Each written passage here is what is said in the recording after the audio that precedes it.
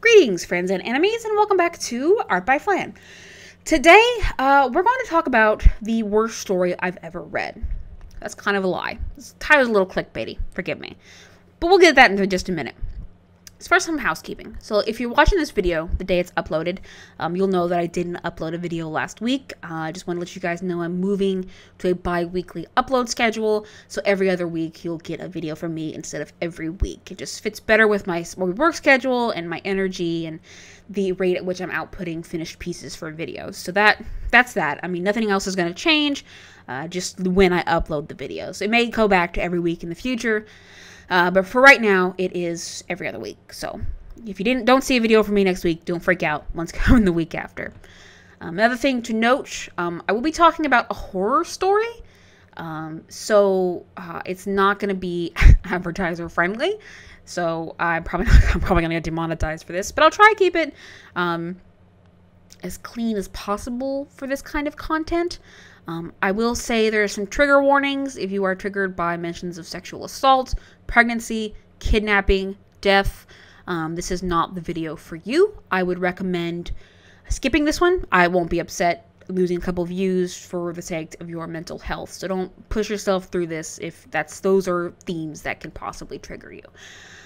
Also, this will be full of spoilers for this story. So if you want to at any point read this story or have it on the back burner for later, skip this video because I'm going to spoil a big portion of it.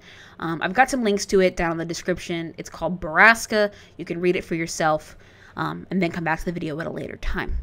So that being said, I will state that I don't like horror movies, and this is a little out of season. Should have did this around Halloween, whatever. I don't like horror movies. I don't watch them, and everybody kind of gives me guff. Oh, you don't watch horror? No, I don't watch horror movies. I don't like them. But I do like horror stories. I like horror podcasts. I like those things. Horror movies, kind of bland. Horror podcasts, horror stories, pretty damn good. So, that's where you find me. About Halloween last year, early this year, it was Halloween last year. Had to be last year. I was listening to the No Sleep podcast. I guess it's just called the No Sleep podcast. And if you're not familiar with that podcast, what it does is it takes stories from the subreddit No Sleep and makes them audiobooks, essentially. It adds voice acting and music and sound effects and makes them twice as creepy as they already are. It's one of my favorite podcasts. I just love to listen to spooky stories every now and again. So that's where you find me. Not too long ago. Okay? And I stumble across, I'm just listening through all of them, and I come across, I think it was either an end of season or a Halloween special they did for a story posted on No Sleep called Baraska. Man, I'm just on a roll. I'm just going to listen to whatever.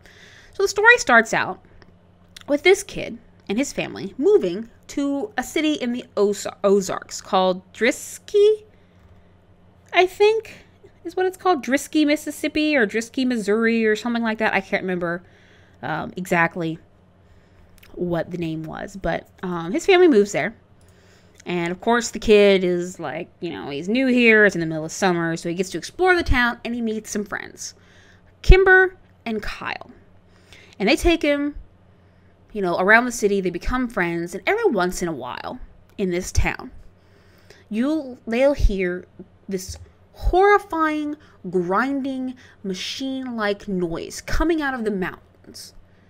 Okay? Now, apparently, I don't know if Drisky's a real city. Pardon my French if it is, sorry. Was a mining town. So everyone's just like, oh, that's just mining equipment. Sometimes it's old, it goes off. They just have to go up there and take care of it. Okay. That sounds spooky as hell. Where the fuck is this going? Inquiring Dannies want to know what's going on with this. So, they're there for a few years. And Sam, the main character, his sister Whitney, ends up missing. Okay. So you got a spooky noise in the mountains, and all of a sudden your sister goes missing. There's some supernatural shit going on here, and I need to know. Keep in mind, this story is 2.5 hours long when done audibly. I don't know how long it would take you to read it. I didn't read it. I listened to it. Okay, that's some spooky shit. But then nothing comes of it. She's just missing. So life goes on. The family keeps on chugging. Sam grows up with his best friends, Kyle and Kimber, and Kyle and Kimber start dating, and it's just, those awkward teen years, Nothing seems out of the ordinary. Seems like the story's going a lot of nowhere because the noise keeps happening, women keep turning up missing, and nothing's going on. Alright? Until Kimber goes missing. I'm skipping a lot here. So there's more subtle details. The writing is better. The author, C.K. Walker, is pretty good. The story's not bad from a writing stance. I just hate it a lot. Kimber goes missing. So you think, oh yeah, finally. We're getting to the spooky part. I'm tired of hearing about their day-to-day lives and Sam's stupid job and Kimber's mom hating the fact that she and Kyle are together. I don't care about that. Give me the spooky shit. It's 2.5 hours and we had and like an hour and a half is non-spooky shit. So then we get Kimber's missing. Oh no. What's going on? Where is she? Gotta find her. So Sam and Kyle go on this epic adventure to find out the history of the town, and to find out where Kimber is located, and blah, blah, blah, blah. So, during their adventures, the last hour and a half of this, or last hour, I guess, I don't know. Anyway, last hour of this, they find out that, yes, the town was an old mining town, and that it fell on hard times when one of the mines collapsed. And so everybody was dirt poor, as happened to a lot of mining towns. The mine collapses or dries up and you move on, you lose money. And during one of those collapsed mines, iron ore leaked into their water and made a lot of the residents infertile. Men, women alike, I guess. It doesn't really specify. Just that, quote, people weren't able to have children. And so to combat this, and you think, okay, well, where's the supernatural part of this? They can't have kids. How is that spooky? The spooky part is the town is still thriving. There are still people there. People are still somehow raising children and families to do this. So when the boys track down where Kimber is located, it's in this old abandoned refinery. And they sneak in past guards and whatever, and they find like a dormitory setup of sorts. Just beds lined with people in them, dressed in dirty rags, kind of emaciated, and the main character specifically describes their stomachs as swollen. Turns out, they're not swollen, they're pregnant, and all these bodies are pregnant women. And what's been happening is, well, let me just read to you the final bit of the story. Now, if you got this far and you still want to read it, you've made a mistake because I just told you what the problem is. Stop now, because I'm literally going to read to you the end of the story. So if you still want to read this for whatever reason, make sure to just stop here. So in the story, Kimber's mother passes away and leaves her a letter. And I'm going to sort of read you this letter. It says, "My Kimber, I know you aren't going to understand why we did the things we did. It was all born out of love. At least it started that way. You're everything to me and you'll always be my daughter. Do you understand? I am leaving this world because of what I've done to you, not because of what you are. I don't want you to be upset about what you are, because who you are is beautiful. My dearest, this town has done horrible things, and all of us who live here are guilty. Read this letter and leave this place. I need to tell you all of this. I need to start at the beginning. Somewhere along the way, decades ago, the major population of Drisking, became unable to bear children. Most people blame the town for letting the iron ore leak into our water table during the collapsing of our mines. This is the same water table that still provides the town's water today. They were never able to quite able to fix it, and ore is toxic and exposure causes infertility. The town did, and still does, suffer greatly from its after effects. I don't know the science behind that. Don't quote me. And the Prescotts, they are a prominent rich family in the town. They solved the problem that no one could solve. It was an ugly, crass solution, but most people were happy to look away when they were able to raise families again. You see, they took girls, mostly women from other places, and they impregnated them and gave us their babies. And this town came under the care of one of the Prescotts when he started to sell, quote unquote, some of the babies on the side for a profit to rich couples. The sheriff, he helped him do this. And then an ugly rumor started spreading that they were selling to human traffickers, and the Prescotts had to offer triple the price for girls. And in town, we began to murmur. But we once again turned the other cheek, and the city suddenly became flooded. I lost my place. Hold on. Flooded with money because of how well the traffickers paid. People had well-paying jobs again. We were proud to call Drisking home, so we said nothing. And those that did were taken to the mountain, because that's where they do it. That's the place on the mountain where the women are taken. Kimber, drifters, runaways, and if their parents choose it, sometimes the girls in town are even sold back. They arrange to sell the girls and then meet them at a tree halfway between our town and their baby mill. Sometimes kids play there now. I think you play there. The Prescotts and the sheriff are the ones who impregnate the girls, and the children are named after them. P children for Prescotts and K children for the sheriff. And the women become too sick or too old to deliver profitable babies. They are sent through a giant machine that was once used to refine ore, and their bodies are crushed and the blood, skin stripped away, and what remains of them are their stolen children and the dust of their bones.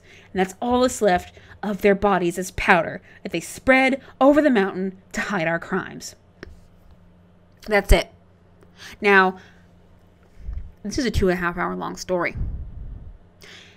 And this goes from, ooh, spooky monster in the mountains, to literal horrifying shit, okay? This comes out of left field. I am waylaid by this information. There is no warning this is happening. There are maybe the barest, subtlest of hints, okay?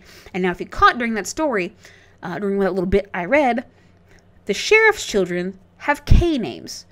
Kyle and Kimberly. That's why her mom didn't want them together, because they're related. Now, I want to... First of all, if you are kidnapping women and impregnating them to get babies back to the town, why do you have them emaciated and dressed in rags? That's not going to make a healthy baby. Did the person, like, no tea, no shade on the writer, but did he not look into any pregnancy thing at all? Did he just assume that the baby's going to live 100% of the time? No. If you have an emaciated mom, you're going to have a bad baby. That's just how it works. It's a symbiotic relationship here, friend. Okay? Second of all, just two guys? This whole time, an entire town populated by just two guys, and nobody thought that was a dumb idea? Like, did they only partner up the K and the P children? Did they make sure that was a thing? Were all K and K relationships like bad? Was there an influx? There's so much that's not answered here. Why did they think this was a good idea? Why was this the big twist that, oh yeah, these two guys have been populating the whole town? What? Like, and I think it's even like not those two guys in general, but their descendants too. So it's like half of this town is related to each other. This is the dumbest idea I've ever heard in my life. Like, who gets up and goes, you know what, Sheriff? You and me should kidnap some girls and repopulate the town. Well, if they're from the town, why aren't they infertile? Why are they the only fertile men left in this town? Because apparently they come from the town. They've been drinking from the same water table. Why can they still have children, but the other men in town can't? There's potholes here, and that's part of what makes me mad. Okay? First of all, the violence against women thing. Not my cup of tea.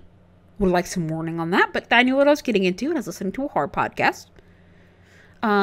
This blind side into this ending that when you look past the top layer kind of doesn't make sense. And maybe they explained it better in the story. I re-skimmed it to refresh my memory on it, and I don't ever recall them mentioning that the sheriff and the Prescott family were ever, like, fertile.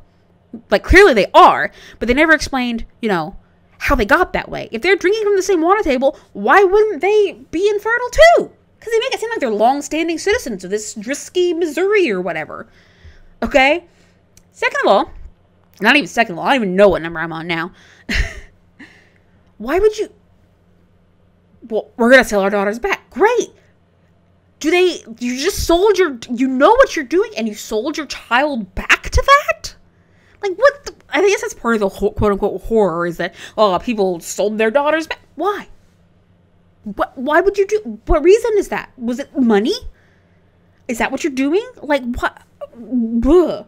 Okay? This story makes me mad on some of the, I hate this story.